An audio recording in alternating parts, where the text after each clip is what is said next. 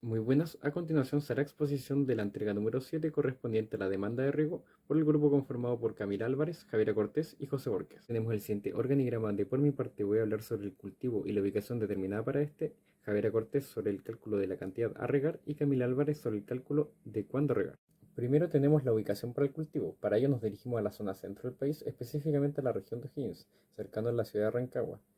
En la imagen en pantalla tenemos la vista desde Google Earth, donde podemos observar como una marca amarilla la ubicación de la estación Codegua donde se realizará la recopilación de datos.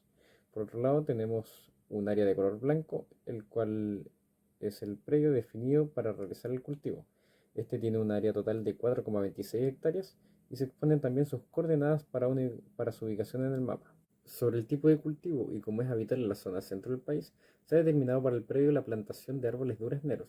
tanto por la ubicación como por su facilidad al momento del cuidado y las labores de cultivo. La plantación de durazneros es ideal en zonas donde el clima varía desde inviernos fríos y lluviosos a veranos calurosos y secos, donde para su desarrollo el tratamiento de riego determinado es sumamente importante. Respecto a la cantidad de árboles a plantar, se define primero para el proyecto una distancia de 5 metros entre árboles, tanto vertical como horizontalmente. Esto según el Instituto de Investigaciones Agropecuarias. De esta forma, considerando un área inicial de 4,26 hectáreas, reducidas a 4,02 para efectos de seguridad, disminuyendo por lado 3 metros, se tiene entonces que para un área de 40.200 metros cuadrados se puede cultivar hasta un máximo de 1.479 durazneros. Lo primero que se debe determinar es la cantidad de agua que se necesita aplicar al suelo para reponer el agua absorbida por la planta, por lo que se debe calcular la demanda hídrica o la evapotranspiración del cultivo a través de la siguiente fórmula, donde ETO, que es la evapotranspiración de referencia, que se obtiene a través de la siguiente página, la cual nos debemos ubicar en la estación comuna Codegua, que es la más cercana a nuestro terreno, y rescatar los datos que aparecen, que va desde el día 26 de octubre hasta el 24 de noviembre de este año, la cual se destaca que el día 3 de noviembre no contiene ningún dato, y por tema de estudio y para poder realizar el cálculo de buena manera, decidimos rellenarlo con el valor del promedio, dándonos un promedio total de ETO de 3,61 milímetros día, que sería el valor de ETO que va en la fórmula. Luego, para conocer Kc, que es un factor que ajusta el valor de la condición de cultivo, ocuparemos la siguiente tabla que se ubica acá, donde obtenemos los siguientes datos sobre nuestra plantación. Luego, ya conociendo estos valores, podemos calcular la demanda hídrica del cultivo en la etapa inicial de desarrollo, media, final y cosecha, donde obtenemos los siguientes valores para ETC en milímetros día, que son los que se ubican acá, donde debemos multiplicar por 7 para conocer el ETC en milímetros semana, dándonos estos valores. Luego se debe multiplicar por el área total de la plantación, que es de 4,26 hectáreas, dándonos estos resultados, donde el más desfavorable para el cultivo es la etapa final. Luego, para conocer cuándo hay que regar, se deben calcular ciertos parámetros del riego, donde es muy importante conocer el punto de vista de la textura del suelo, donde los mejores suelos son los francos, ya que poseen una adecuada relación entre arenas, limo y arcilla, y se caracterizan por poseer una buena retención del agua. Los suelos que hay que evitar son los de textura arenosa y arcillosa, ya que con respecto al primero tienen problemas de retención de agua y nutrientes debido al alto porcentaje de microporos en su estructura. En cambio, los arcillosos tienen una alta retención del agua, la cual puede ser desfavorable para el buen crecimiento de sus raíces, la cual nosotros ocuparemos clase textural de franco arcilloso,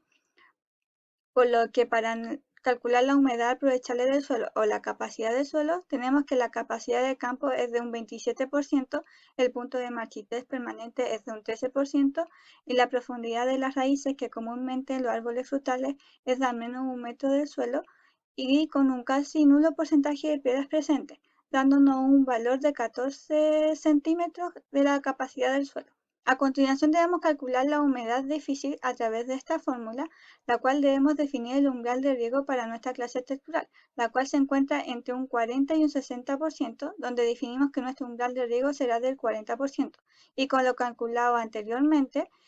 nos da una humedad de déficit de 5,6 centímetros o de 56 milímetros. Teniendo la demanda hídrica de los duraznos etc. para cada etapa y calculando la humedad de déficit 56 milímetros, se puede obtener la frecuencia de riego en cada etapa. es decir, cuántas veces se debe efectuar el riego a la semana. Esto con la fórmula mostrada en pantalla, teniendo estos resultados. Al invertir los valores y truncándolos al menor valor, se obtiene que se debe regar en la etapa inicial cada 6 días, en la etapa de desarrollo cada 5 días y en la etapa media final cosecha cada 3 días. Para determinar el tiempo de riego, en el caso del riego por goteo, es necesario conocer la densidad de emisores por hectárea, NE, en donde se necesita saber DH, que es la distancia entre emisores, 5 metros, y DS, que es la distancia sobre la línea que portan los emisores, también 5 metros, ambos valores determinados por nosotros, obteniendo una densidad de emisores de 400 goteros por hectárea. También se requiere determinar la precipitación bruta del sistema PP, en donde se utiliza esta ecuación, para lo cual se necesita la densidad de emisores por hectárea obtenida anteriormente y el caudal del emisor, que en este caso será de 10 litros por hora, por lo que reemplazando valores se tiene una precipitación bruta de 0,4 milímetros por hora. Finalmente, con la demanda hídrica de cada etapa de riego en milímetros día, la precipitación bruta del sistema y la eficiencia del sistema, que en este caso será de 90%, se puede obtener las horas de riego por etapa que se ven en pantalla. Por último, para saber cuánta agua se requiere por riego, se utilizará la ecuación en donde la cantidad de agua por riego es igual al caudal del emisor en litros por hora por el tiempo de riego en horas. Al realizar la multiplicación, se tiene que en la etapa inicial se deben enviar 53,08 litros de agua, en la etapa de desarrollo 62,09 litros,